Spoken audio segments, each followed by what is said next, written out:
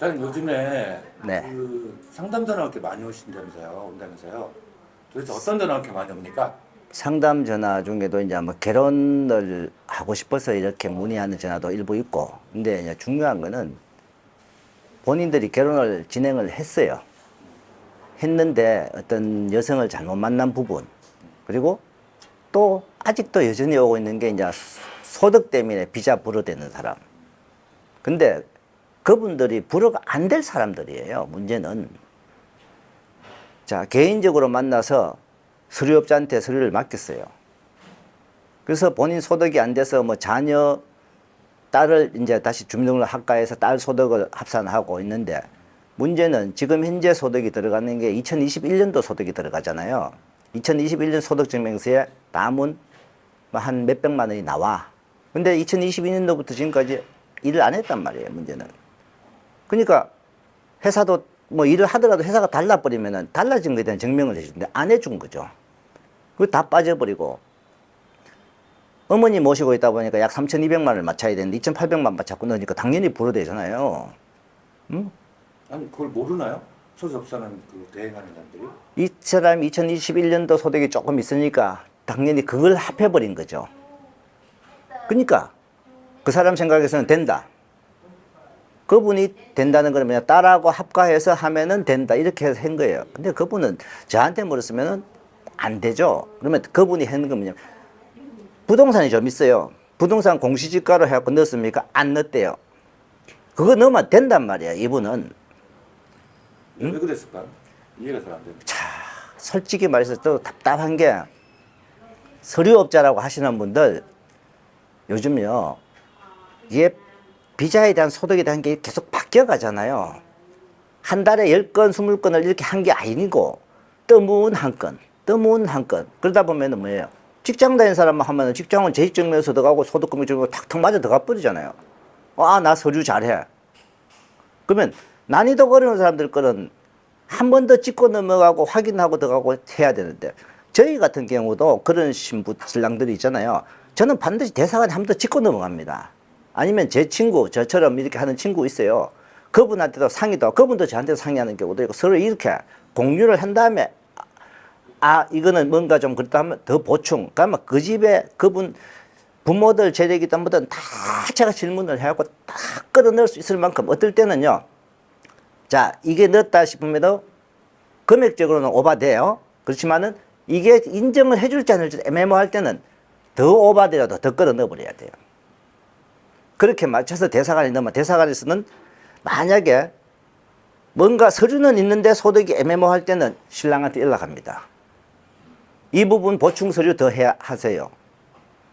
재산이 있는 거, 재산 등기부 등본이라고 들어갔으면 본인 명의 맞잖아요. 그럼 이거 공시지가 들어오고 하면은 되겠네. 대사 직원이 압니다. 그러면 신랑한테 연락해요. 이 아파트 있는 거 뭐 있는 거 본인 공시지가 하고 이거 좀 추가로 넣으십시오. 그러면 대사관 직원들도 있는 재산인데 등기부 등본 아무것도 안 들어간 거는 땅이 있다. 안 들어가면 모르잖아요, 대사관에서. 말 안 하죠, 당연히. 그러니까 그런 경우에서 불허가 되는 분들은 참 안타깝잖아요. 응? 그래도 아직도 그래 소득 때문에 이렇게 하는 분들이 있으니까 제발 좀 본인들이 진짜 확인을 좀 하시라. 너무 업자만 믿지 말라는 거예요. 야, 근데 맡기는 신랑 입장에서는 돈을 지불하고 대행 수수료를 그렇죠. 지불하고 맡기는 건데 그걸 본인이 또 챙겨야 된다면 화나죠. 중간중간에 계속 바뀌니까요.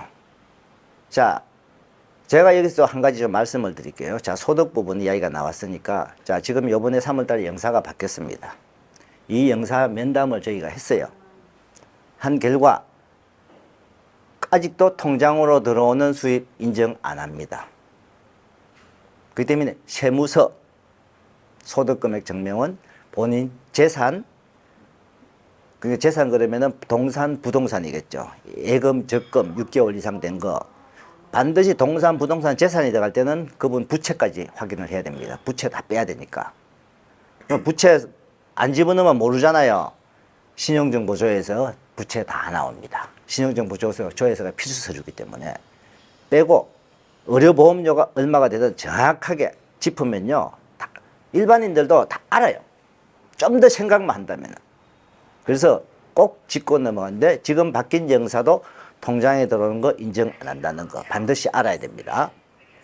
자, 소득에 대한 거 세무서 서류, 의료보험, 건강보험 납부에 1년 동안 내역, 그 다음에 본인 재산, 동산, 부동산. 이 부분.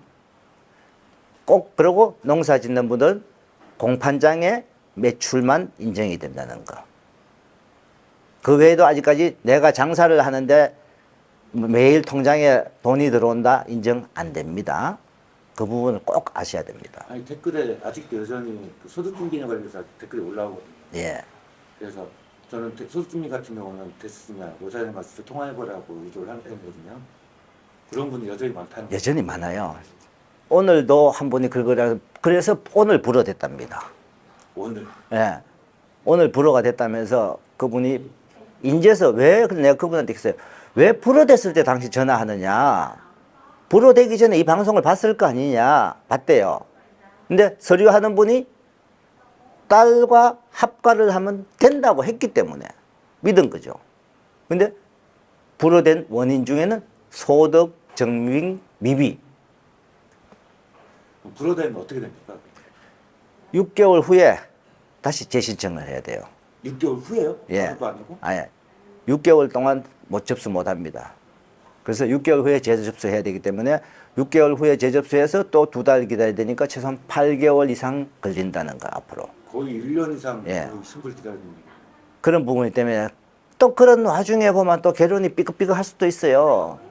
본인이 중간에 또 신부 만나러 한번 들어와야 되고 안 보고 싶겠습니까? 남자 입장에서는. 그런 부분 깊이 생각하시고 그러면 결혼하는데 막 1년 반, 2년씩 걸렸다는 소리가 나오는 거예요.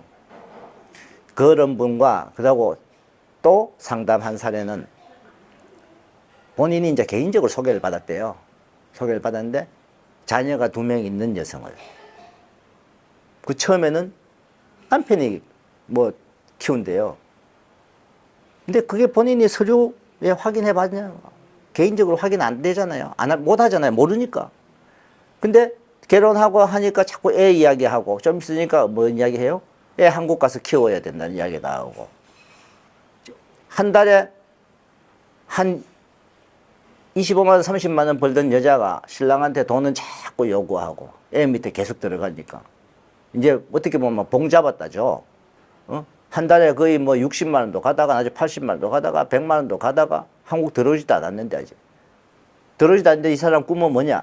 한국 가서 자녀 막 키우고 이런 이야기만 한대요. 그래서 이분이 이걸 과연 계속 해야 되느냐 말아야 되느냐. 적을 땐 안 하는 게 나을 것 같은데. 저희들은요, 맞선 보면은 무조건 자녀 있는 사람은 맞선장에 못 오게 해버립니다. 예. 그래도 가끔 가다 있는 건 또 뭐냐면 남편이 자녀를 키울 때.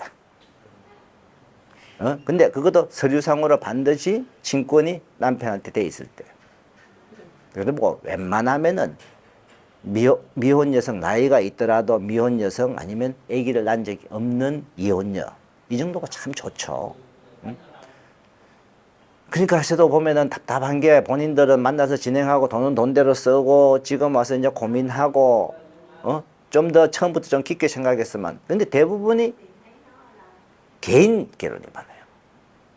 개인 결혼하신 분들이 소개받다 보니까 만나 보니까 사람은 좋아. 왜? 잘하잖아요. 근데 소개한 사람 말만 듣잖아요. 소개한 사람 말이 과연 100% 맞는 소리가 아니다는 거죠. 저 사람도 이런 게 좋고요, 저런 게 좋고요, 막 이야기하지. 객관적인 판단이 전혀 아니라는 거예요. 베트남 여성이 소개한다? 근데 한국분이 누가 소개했다 그래요. 한국분이 과연 그 사람을 한국분은 베트남 여성을 또 통해서 소개를 받았단 말이에요. 응? 교민들이 확인이 되나? 아니, 교민이 아니고 결국은 한국 결혼한 신랑분이 자기 와이프를 통해서 소개를 하는 거죠. 그러면 그 와이프는 자기가 또 바로 소개하는 거 아니에요. 베트남의 친인척 또 이렇게 건너가서.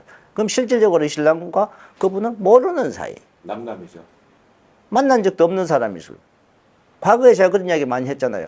처음에는 잘 안다, 저 아가씨 좋다. 나중에 문제가 뻥 터지니까 나 그 사람 만난 적 없어요. 우리 아버지가 소개했어요.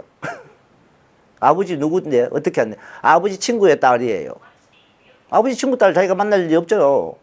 문제가 딱 터지면 그거는 나 몰라요. 그렇기 때문에 반드시 좀 제대로 아는 분 그렇게 소개를 받고 요즘 가끔 저한테도 그런 전화 옵니다.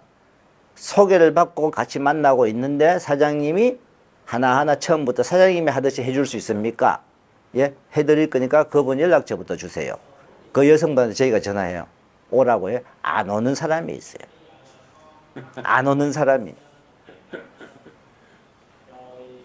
오면은 문제가 터지니까. 자, 정상적으로 오시는 분들은 아무 문제 없어요. 심지어 소개한 사람도 도리어 가서 제대로 좀 해주십시오. 부탁드립니다. 이렇게 연락 온 적도 있어요. 그런 여성들은 우리가 봐도 일반적으로 진짜 착한 여성이 될 수 있는 거예요.